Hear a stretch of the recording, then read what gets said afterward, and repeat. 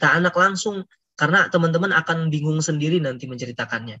Kita baca bukunya yang serius buat orang tua, Sirah Nabawi, Saifur Rahman Mubarakfuri, tulisan Haikal, Luther King, Dr. Zaim Ukhrawi, banyak buku-buku tentang kisah Nabi yang bagus. Nah, ini saya Qurannya di ruangan sebelah. Nanti teman-teman supaya nandain, nanti taruh aja pakai ini nih, apa sih namanya, stick notes. Jadi cerita yang udah, oh ini ada kisahnya, taruh, ada kisahnya tempel gitu. Jadi nanti kalau mau cerita lagi nggak ujuk-ujuk nyari, susah gitu. Oke, terakhir nih. Karena waktunya kayaknya udah lewat ya, Kak Isna ya? Udah jam 8:15 ya? Iya, Kak. Tapi nggak apa-apa dilanjutkan.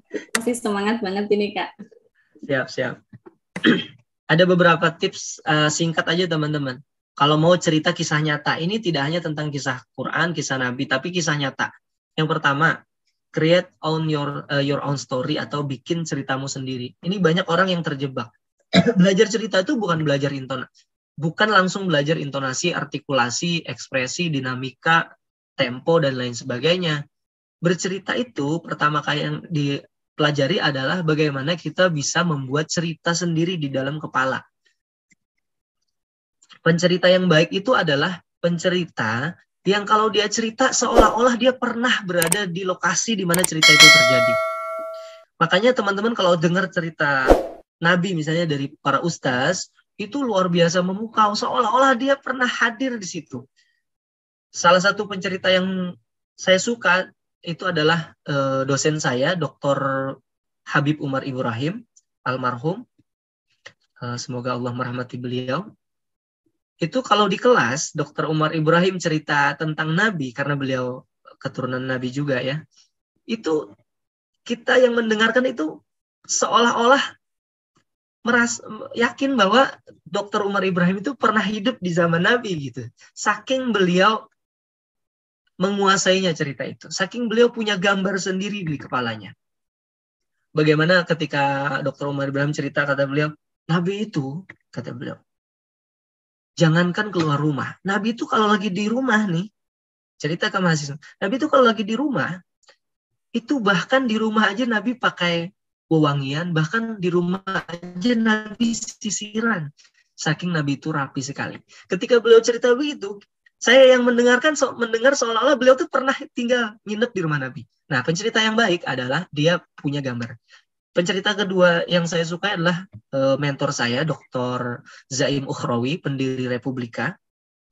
Itu Pak Zaim itu adalah salah satu orang yang menurut saya paling cinta sama Nabi. Karena ketemu kapanpun yang diceritain nggak jauh-jauh pasti Nabi itu ada disebut.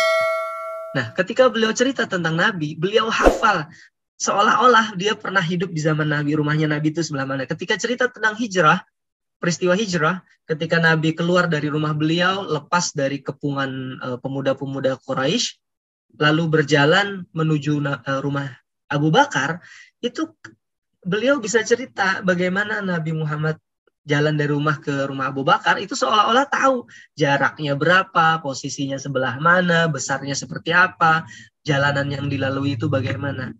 Nah, kalau teman-teman mau bercerita ke anak dengan baik, punya dulu cerita itu di kepalanya. Gitu. Yang kedua adalah jangan tamak, jangan rakus mau ceritain, misalnya nih mau cerita Nabi Ibrahim, dari Nabi Ibrahim lahir sampai Nabi Ibrahim wafat, kebanyakan terjebak di situ. Saya kebetulan sering jadi juri lomba mendongeng. Di lomba-lomba mendongeng juga, kalau cerita misalnya tentang Ki Hajar Dewantara, itu mau diceritain dari lahir sampai meninggal. Kisah Nabi. Cek deh buku-buku cerita, buku-buku cerita Nabi misalnya. Nabi Ibrahim, Nabi Musa, Nabi Sulaiman, itu kayaknya mau diceritain dari lahir sampai meninggal. Padahal untuk orang dewasa aja itu terlalu banyak, apalagi buat anak kita. Jadi jangan menceritakan semuanya, ambil cuplikannya aja yang relevan. Itu. Nah, pilih satu tema spesifik baru dikasih penekanan. Contoh misalnya, Kalau Nabi Ibrahim diceritain tadi ya, adegannya nggak usah Nabi Ibrahim dari waktu bayi memikirkan siapa Tuhan, habis itu besarnya berdialog dengan ayahnya, habis itu merusak patung, habis itu dilempar ke api, kemudian perjalanan Nabi Ibrahim eh, menikah lagi, mempunyai anak, kemudian meninggalkan di satu padang gurun pasir, nanti mendatangi lagi anaknya. Itu kan panjang sekali ya kisah Nabi Ibrahim. Apalagi kalau teman-teman baca surah Hud itu kan cerita Nabi Nuh itu mungkin paling detail diceritakan dalam Al-Quran. Ceritanya panjang sekali. Jangan diceritakan semuanya. Cari tema spesifik, beri penekanan. Misalnya Nabi Ibrahim tadi cerdas. Ya udah, kecerdasan Nabi aja yang diceritakan. Mulai dari hal yang menarik dengan hal yang penting atau plot twist. Jadi jangan memulainya juga dari yang pengennya itu datar-datar aja gitu. Ya datar bisa-bisa saja sih. Konteks di rumah kan pengen tidur, anak udah males nanya-nanya, udah dengerin aja bapaknya, ya udah cerita naratif aja gitu. Habis itu narasinya informatif diganti imajinatif. Ini agak panjang bahasannya, saya pengen kita diskusi aja karena saya akan tahu kebutuhan teman-teman lebih spesifik kemana kalau ada tanya jawab dan interaksi. Itu dulu Kak Isna, terima kasih banyak waktunya. Saya kembalikan ke Kak Isna. Baik, terima kasih banyak Kak Ojan. Oke, sambil silahkan.